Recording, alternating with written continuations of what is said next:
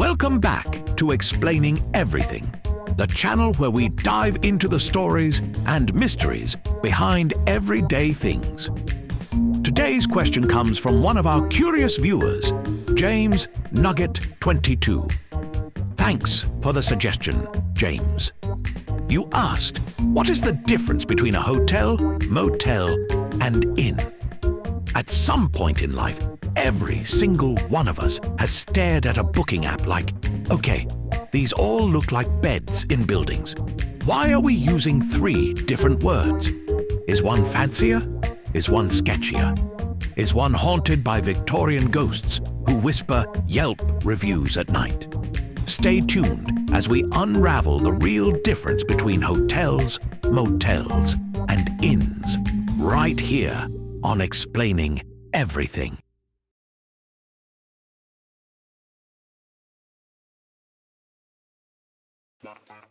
Let's start with the most familiar one, the hotel. This is the overachiever of sleeping places. Hotels are built for comfort, convenience, and occasionally making you question if the tiny shampoo bottle is legally considered a liquid. Historically, hotels exploded in popularity during the 19th century when travel became more common thanks to railroads. Suddenly, people needed places to stay that weren't Dave's couch or that one barn you found. So hotels stepped in with multi-room buildings, front desks, staff, and yes, actual privacy. Today, hotels usually have interior hallways, multiple floors, elevators, and services like housekeeping, room service, gyms, and sometimes a pool that smells aggressively like chlorine and broken dreams. The point is structure and service. You enter through a lobby, not directly from the parking lot. That's important. That's a personality trait. So in short, hotels are built for longer stays, comfort, and people who like knowing where the ice machine is without going outside in socks. Now, let's talk about the motel, the hotel's sunburned road trip cousin. Motel literally comes from combining motor and hotel. It was designed specifically for drivers during the great rise of car travel in the early 20th century. When highways like Route 66 became legendary road trip territory, people needed fast, cheap places to crash without dealing with bellhops, elevators, or social interaction. Motels are almost always low-rise buildings where the room doors face the parking lot. You park directly in front of your room. No lobby maze, no elevator anxiety. Just park, open door, collapse.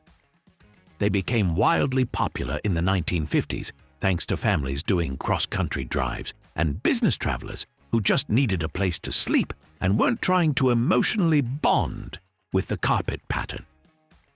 So the motel's core identity is simple. Easy access, quick stays, roadside convenience, and absolutely no expectation that you'll unpack your suitcase fully. Now for the inn, the oldest, coziest, and most I might serve soup option of the 3. Inns go all the way back to ancient travel routes when merchants, traders, and weary horse owners needed food, drink, and somewhere to collapse emotionally and physically.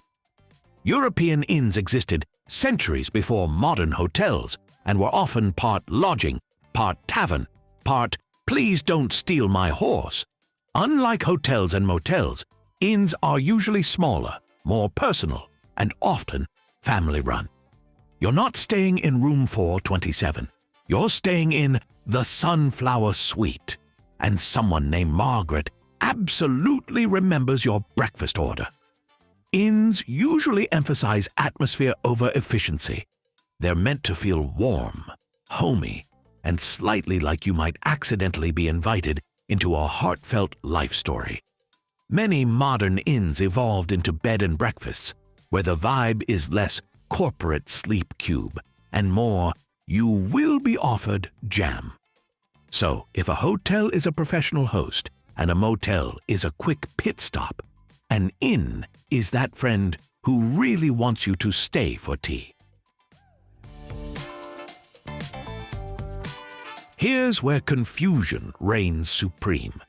The names overlap wildly in modern usage. Some places call themselves inns, even though they function like small hotels. Some motels are labeled hotels to sound fancier. Some hotels are basically motels in denial. The real technical difference isn't luxury, it's layout and purpose. Hotels are designed for interior access and extended services. Motels are designed for outdoor access and quick turnover. Inns are built around character, food, and personal hospitality. But branding muddies the waters. A motor inn might be a motel. A country inn might be a boutique hotel in disguise. A budget hotel might basically be a motel that doesn't want to admit it. So no, you're not confused. The entire industry quietly agreed to be confusing for marketing reasons and then collectively pretended it was your fault. They all give you a bed. They all let you sleep. But they exist for totally different travel moods. One says luxury. One says efficiency. One says cozy emotional support lodging. And the next time you're booking a place to stay and see all three options side by side, you'll finally know exactly what kind of vibe you're signing up for, without accidentally choosing the one that makes you carry your suitcase through a parking lot in the rain. If you now know what place to book for the holidays, don't forget to like, subscribe, and enjoy your time. Also, if you have suggestions for our next video, feel free to share them in the comments below.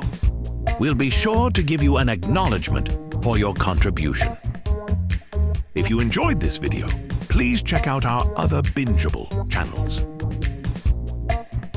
Thank you for tuning in, and join us next time here in the channel that answers all the why, what, who, where, and how questions you've always wondered about, here on Explaining Everything.